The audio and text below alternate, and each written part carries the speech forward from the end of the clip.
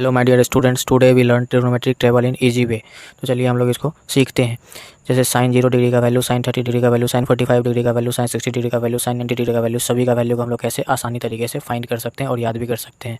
तो चलिए पहले मैं क्या करूँगा, इस जीरो के सामने पहले यहाँ पर राइट कर दूँगा, पहले 0, फिर यहाँ पर राइट करूँगा 1, फिर यहाँ पर राइट करूँगा 2, फिर यहाँ पर राइट करूँगा 3 और फिर यहाँ पर राइट करूँगा 4।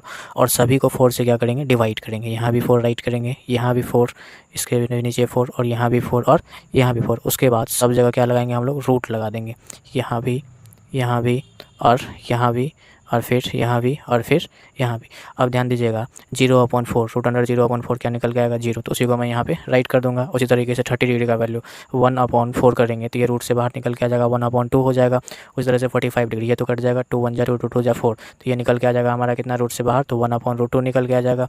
फिर यहाँ पे 60 डिग्री का वैल्यू, ये 4 तो रूट से निकल जाएगा लेकिन 3 नहीं निकलेगा, तो इसका वैल्यू हो जाएगा √3/2। और 90 डिग्री का 4 से 4 कैंसिल हो जाएगा, तो यहाँ पे बच जाएगा 1।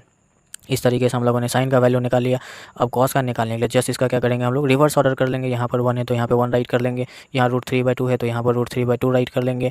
उसके बाद ये 1/√2 है तो यहाँ 1/√2 हो जाएगा। उसके बाद यहाँ 1/2 है तो यहाँ पर 1/2 राइट करेंगे, यहाँ 0 है तो यहाँ 0 राइट कर लेंगे। अब कॉसेक का वैल्यू कैसे निकालेंगे, हम लोग फार्मूला जानते हैं क्या, कॉसेक थीटा इक्वल टू होता है 1/sin थीटा।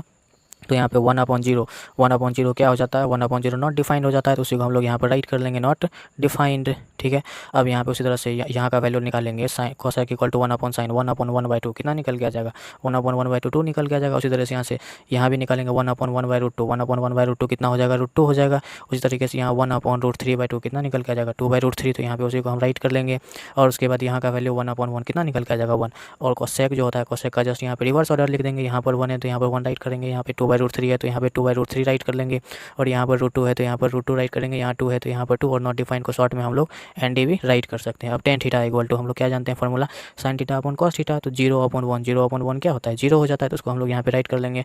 और फिर यहाँ पे निकलेंगे sin theta by cos theta 1/2 upon में √3/2 कितना निकल के आ जाएगा, 1/√3 आ जाएगा, तो उसी को हम लोग यहाँ पर राइट कर लेंगे। उसी तरीके से यहाँ का वैल्यू निकालेंगे 1/√2 अपॉन में 1/√2 कट जाएगा, कितना आ जाएगा, 1 आ जाएगा। फिर यहाँ का वैल्यू निकालेंगे √3/2 अपॉन 1/2 कितना निकल के आ जाएगा, √3 निकल के आ जाएगा। फिर यहाँ का वैल्यू निकालेंगे 1/0 क्या हो जाता है, नॉट डिफाइंड हो जाता है ना। अब जस्ट कॉट का निकालने के लिए tan का हम लोग रिवर्स कर देंगे। यहाँ पर नॉट डिफाइंड है तो यहाँ पर नॉट डिफाइंड राइट कर लेंगे।